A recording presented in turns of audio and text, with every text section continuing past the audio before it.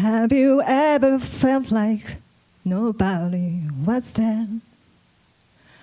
Have you ever felt forgotten in the middle of nowhere? Have you ever felt like you could disappear? You could fall and no one would hear.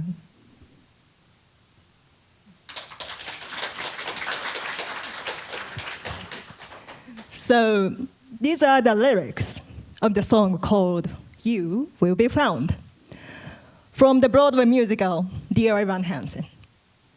In the movie released in 2021, the American actor Ben Platt, yeah, that's him. He performed this song, and I performed this today for you. So this song questions how you see yourself in a modern society. And I want to ask you the same questions. Have you ever felt that you're different? Have you ever felt that nobody's there when you were alone? I have. But it doesn't mean I cannot fit in or I'm not able to live with the society. I'm a people person. I can get along with people, enjoy chatting with them, of course with you. But deep down, I've always felt that I am different from other people. After graduating from the university, 4 of my friends disappeared from my life, one after another. Each with different circumstances and reasons. I don't even understand why. They died? You will know. So one friend suddenly decided to go back to his country, and he said, Satoko, we wouldn't be able to see each other ever again. And another one is also gone, but she's even worse. She stole my things and faded away. And third friend simply stopped contacting me because her mother didn't want her to interact with Japanese friends. And there's even a fourth one. He stopped replying to my messages, even though we interacted with each other almost every day. And it has been 3 years since then. So my life has been a long research project about missing people. These experiences made me doubt, did I do something wrong? Did I miss something? Did I really deserve this?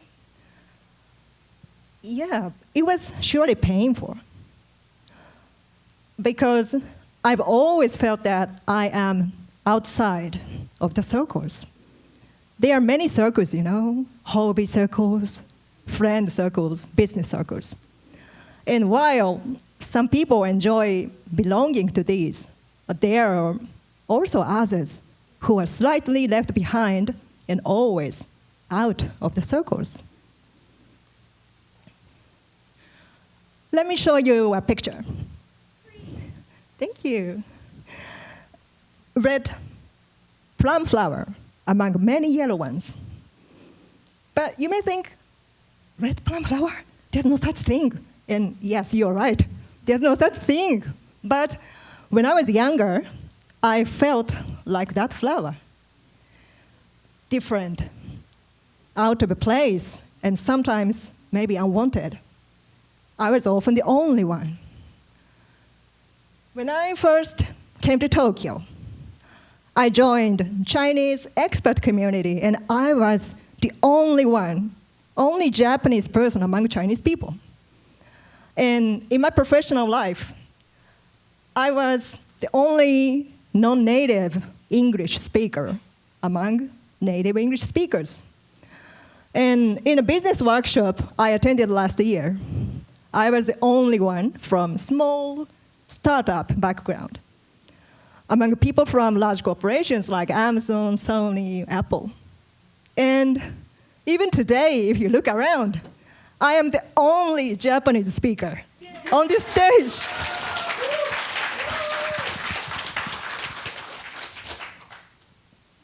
So I was, and maybe I am, an outsider.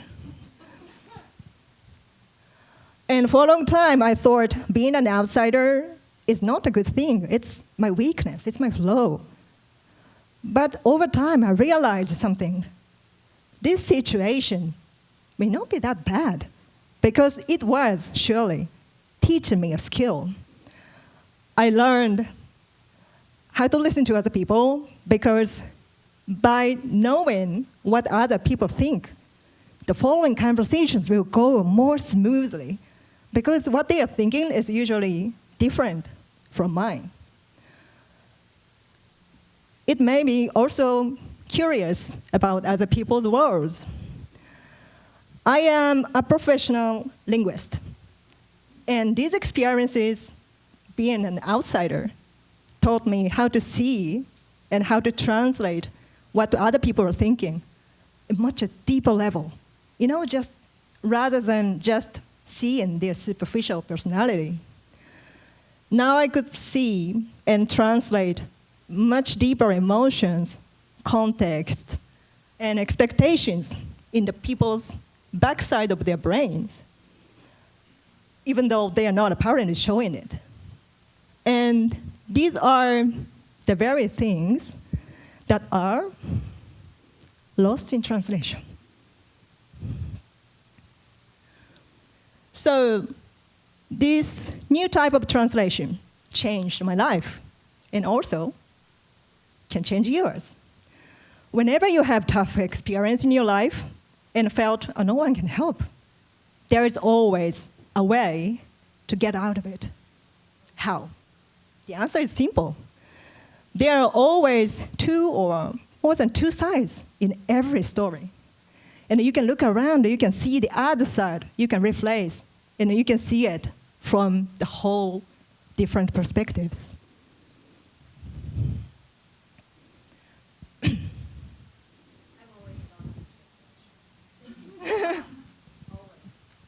Yeah, and this is not a translation anymore.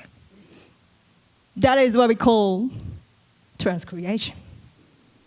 So in transcreation, you can keep original essence while adapting it to the whole new environment. Okay, let me tell you a very simple linguistic example of what a transcreation is. Imagine you are seeing a corporate website, and its customer support page, it says, "We will help you." Yeah, what do you think? Yeah. Does this message sound okay? Yeah. Yes? Does this sound authentic to you? Yes?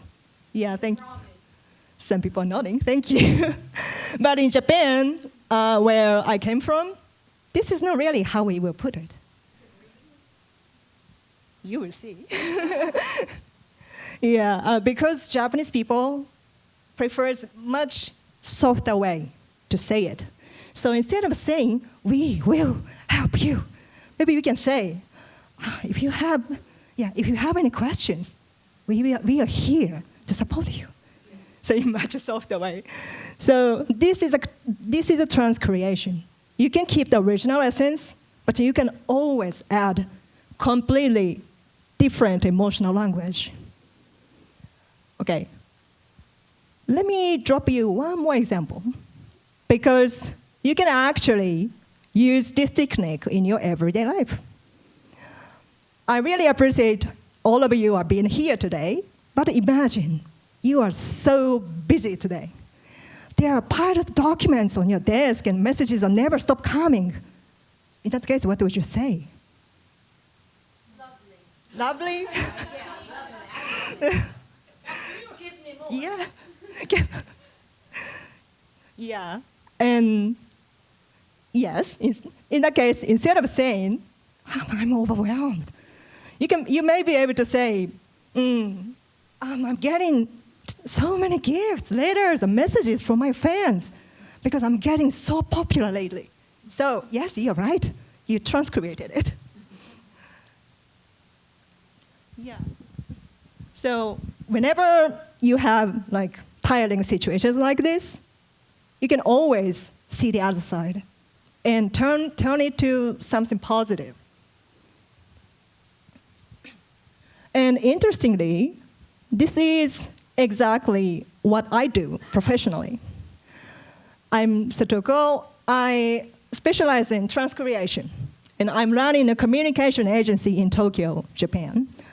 And I help global companies to tailor their brand messages, especially for the Japanese market. And it is interesting because it is my lifetime job. I really love it. But it all started with my survival skill in the society, because I have been in pain for a long time. I was so different from others. I couldn't fit into the community. But now I learned how to turn my difference into my uniqueness. Now I can see my difference can actually create a value for other people.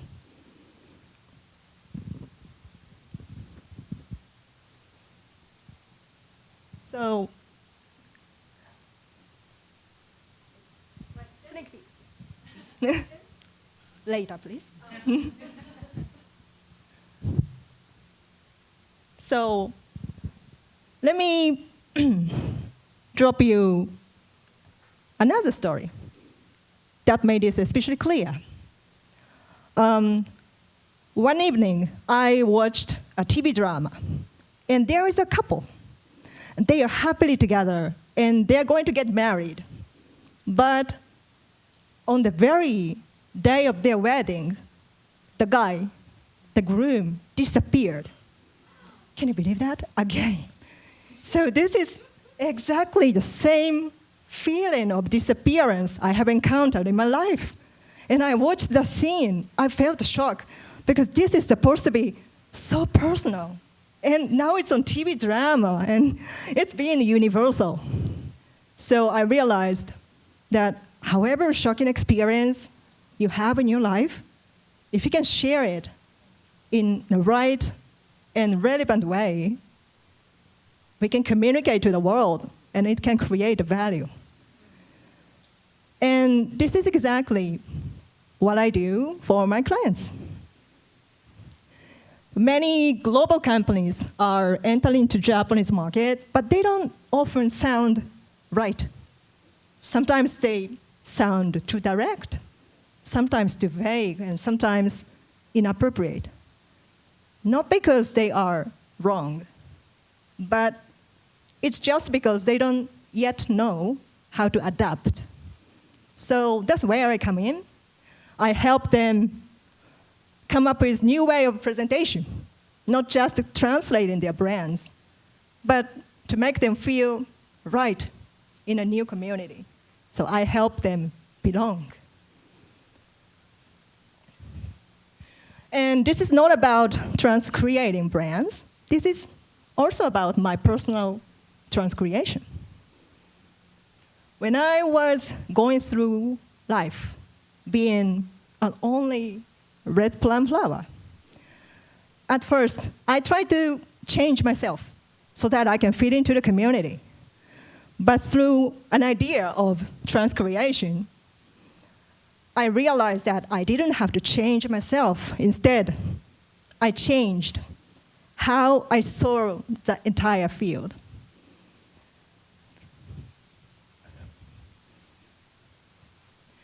So the red plum flower didn't disappear.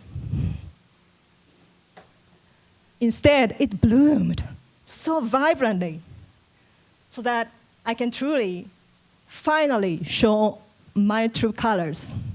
And I also invited others to do the same, to reveal their unique colors, so that it's being a multicolored field.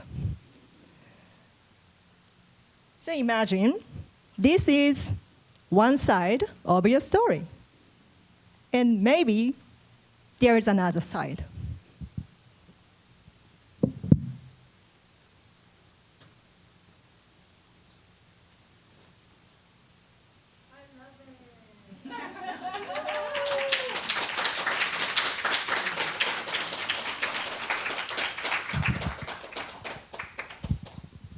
See, there's always a brighter side.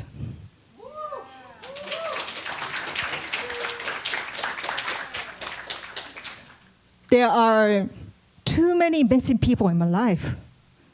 And I used to believe I was all alone.